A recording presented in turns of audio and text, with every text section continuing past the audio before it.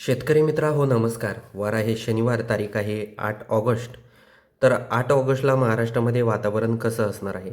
आपण जर सर्वात आधी लोणावळा परिसर बघितला, कर्जत, तर या परिसरामध्ये थोड्याफार प्रमाणात आपल्याला शनिवारी 8 ऑगस्टला रिमझिम पाऊस हा दिसत आहे. नागठाणे, पेण, त्याचबरोबर इथं माणगाव, लवसा, महाड, मंडणगड, खेड, दापोली, महाबळेश्वर, भोरवाई, चिपळूण, संगमेश्वर, रत्नागिरी, राजपूर, कणकवली, सावंतवाडी हा परिसर बघितला तर या भागांमध्ये थोड्याफार प्रमाणात आपल्याला पाऊस दिसत आहे.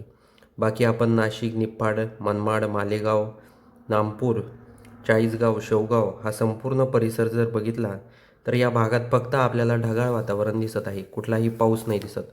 त्याचबरोबर बुरहानपूर, अकोला, वाशिम, परभणी, नांदेड, यवतमाळ, त्याचबरोबर आदिलाबाद, निजामाबाद, उदगीर, बिदर, कलबुर्गी, सोलापूर हा परिसर बघितला तर इथे देखील आपल्याला पूर्णपणे कोरडं वातावरण दिसत आहे.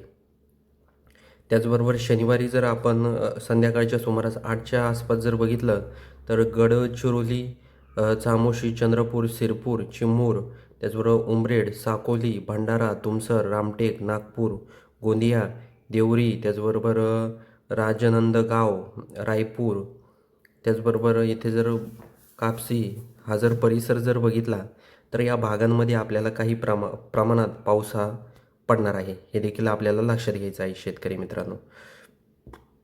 मित्रांनो. आपण जर अजून नांदेड, उदगीर हा परिसर बघितला, अहमदपूर, तर या भागात देखील फक्त ढगाळ वातावरण आपल्याला दिसत आहे. लातूर, परळी, केज, माजलगाव, बीड, बार्शी, धाराशिव, सोलापूर या भागात देखील हीच परिस्थिती आहे. आपण जर थोड्याफार इथे जर पंढरपूर परिसर बघितला तर पंढरपूर, सांगोल्यामध्ये थोड्याफार प्रमाणात पाऊस असेल. विजयपूरमध्ये देखील थोड्याफार प्रमाणात पाऊस असेल. म्हणजे शेतकरी मित्रांनो, जास्त काय पाऊस हा शनिवारी 8 ऑगस्टला महाराष्ट्रात नाही आहे. काही भागात आहे, काही भागात नाही आहे. त्याचबरोबर रविवारी 9 ऑगस्टला जर आपण बघितलं तर 9 ऑगस्टला मध्य महाराष्ट्र, त्याचबरोबर छत्रपती संभाजीनगर या परिसरांमध्ये आपल्याला पूर्णपणे ढगाळ वातावरण दिसत आहे. येथे जर आपण भोकरदन, शेवगाव, बोदवड, जळगाव, अंबळनेर, धुळे, मालेगाव, सटाणा, चाळीसगाव, मनमाड, त्याचबरोबर कोपरगाव, श्रीरामपूर हा परिसर जर बघितला तर या भागात आपल्याला पूर्णपणे ढगाळ वातावरण दिसत आहे. कुठलाही पाऊस नाही या परिसरात देखील. परभणी, वाशिम, अकोला, बुरहानपूर, त्याचबरोबर अमरावती, बेतूल, यवतमाळ, हिंगणघाट, नागपूर, भंडारा या भागात देखील पूर्णपणे ढगाळ वातावरण आपल्याला दिसत आहे. इथे गडचिरोलीमध्ये देखील तीच परिस्थिती आहे. अजून बघू सिवनीमध्ये थोड्याफार प्रमाणात पाऊस हा असणार आहे. म्हणजे नागपूर परिसराच्या तिकडं सिवनी, त्याचबरोबर तुमसर, गोंदिया या परिसरात देखील काही प्रमाणात पाऊस हा होऊ शकतो.